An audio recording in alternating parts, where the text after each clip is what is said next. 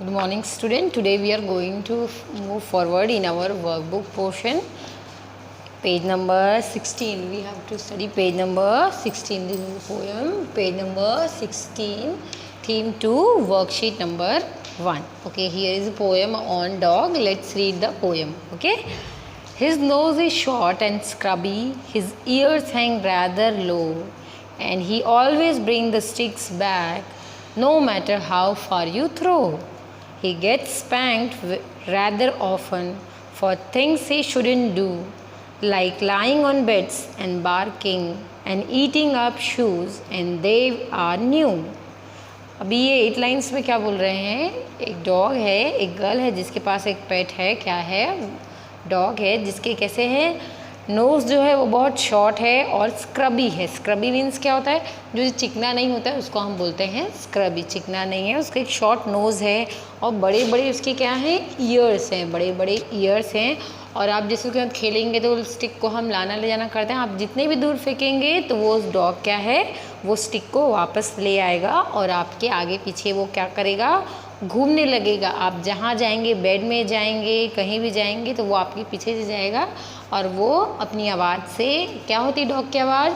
Dog की आवाज़ को हम क्या बोलते हैं? बार्क. बार्क करके वो आपको अपने पास वापस बुलाएगा. कभी कभी वो क्या करता है, वो गर्ल्स के शूज़ जो होते हैं उसको वो खा भी लेता है. चबाते हैं ना डॉग्स कभी कभी, तो वो उसको क्या करता है, चबा लेता है. वो खाता नहीं है, सिर्फ चबाता है, च्यू करता है बस उसको. He always wants to be going where he isn't supposed to go. He tracks up the house when it's snowing. Oh puppy, I love you so.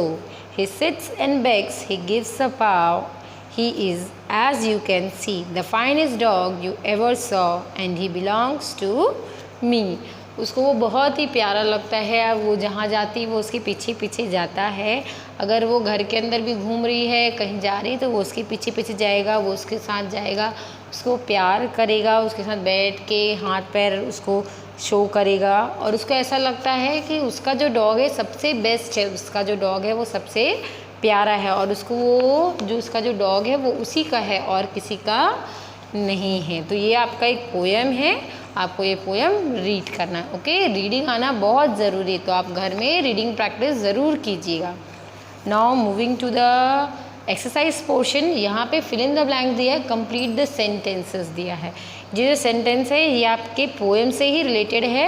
सो आप पोएम जब पढ़ेंगे और इस क्वेश्चन को जो रीड करेंगे तो आपको पूरे आंसर जो हैं वो आपको आपके टेक्स्ट बुक में ही मिल जाएगा. तो पोएम अच्छे से रीड कीजिएगा तभी आपका ये हो पाएगा. और ये आपको जो कंप्लीट द सेंटेंस है वो आपको खुद से करना है. ओके, अभी हम नेक्स्ट में आते हैं, नेक्स्ट वाले क्वेश्चन नंबर A2 में आते हैं. क्वेश्चन नंबर A2 क्या है? Pick the pairs of rhyming words from the poem. जो राइमिंग वर्ड्स है हमको वो चूज़ करके, पोएम से चूज़ करके लिखना है. ओके, तो राइमिंग वर्ड्स क्या होता है? राइमिंग वर्ड्स वो होता है जो सेम, जब हम कोई भी वर्ड को प्रोनाउंस करते हैं तो एंडिंग पोर्शन जो है सेम वैसे ही सुनाई देता है. ओके, तो फर्स्ट वन वाला क्या है हमारा? फर्स्ट वन है पाव और नेक्स्ट वन क्या है? साव.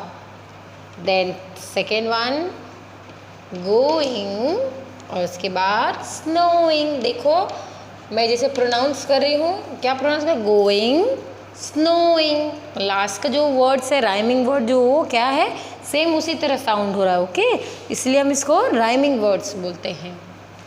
थर्ड है low throw, low throw.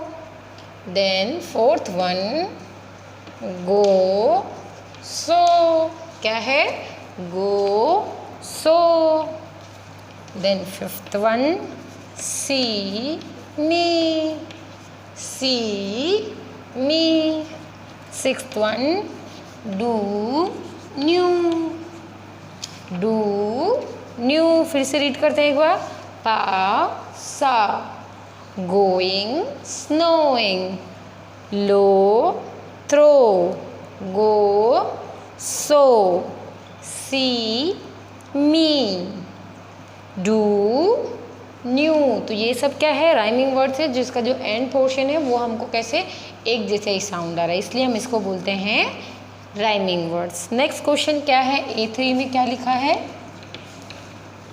Name 2 other pets animal. अब आपको 2 अलग और पेट्स एनिमल्स के नाम लिखने हैं जो आप घर में पेट मतलब क्या होता है, जिस जानवर को हम पालतू बनाते हैं, पेट करते हैं, पालते हैं, उसको हम बोलते हैं पेट एनिमल। तो क्या कौन कौन सा है, फर्स्ट वन ले लेते हैं कैट और सेकंड ले लेते हैं डॉग। तो नहीं लिखना है क्योंकि ये पोएम में है, तो डॉग आप नहीं लिखेंगे।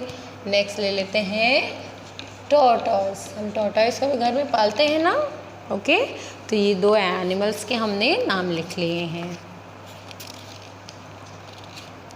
Moving next, question number A4 में जाते हैं। कहाँ, क्वेश्चन नंबर A4 जो पेज नंबर किस में है, पेज नंबर 18 में है। क्या लिखा है, solve the riddles to name object with the long o sound. Riddles क्या होता है, रिडल्स मतलब होता है पहेली। क्या होता है, पहेली। आपको यहाँ पे कुछ वर्ड्स दिए हैं, सेंटेंस दिया है जिनको आपको किससे फिल करना है, लॉन्ग साउंड ओ वर्ड्स। ओ वर्ड्स यानी कि जब आप कोई भी चीज़ को प्रोनाउंस करेंगे तो उसमें ओ का साउंड धीरे से और जोर से निकलना चाहिए, okay.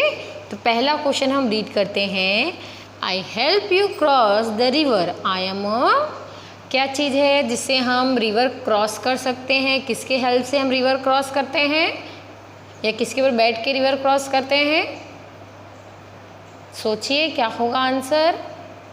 Yes, we cross a river on a boat. हम बोट पे चढ़ के रिवर को क्रॉस कर सकते हैं। तो पहला वर्ड क्या है हमारा, बोट। क्या है, बोट। देखो ओ का साउंड जोर से आ रहा है, लॉन्ग ओ साउंड आ रहा है, इसलिए ये क्या है, बोट। ये फर्स्ट का आंसर है। Next one, you wear me when it is cold. I am जब आप बहुत ठंड रहती है तो आप क्या पहनते हैं जिसमें ओ लॉन्ग साउंड आना चाहिए, स्टॉल। Yes, stall. क्या पहनते हैं आप, स्टॉल पहनते हैं, okay.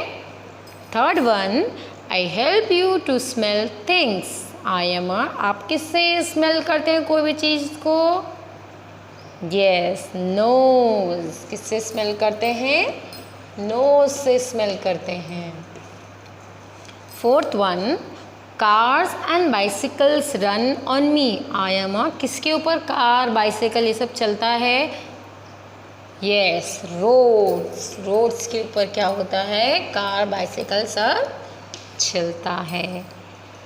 Next one, you use me to talk to people. I am आप किससे बात करते हैं जिसपे लॉन्ग वो साउंड आता है, जब एक आदमी दूसरे आदमी से डिस्टेंस है तो आप किस में बात करते हैं, फ़ोन में। किस में बात करते हैं, फ़ोन में, okay. So this one is your today's lecture and this one is your today's work.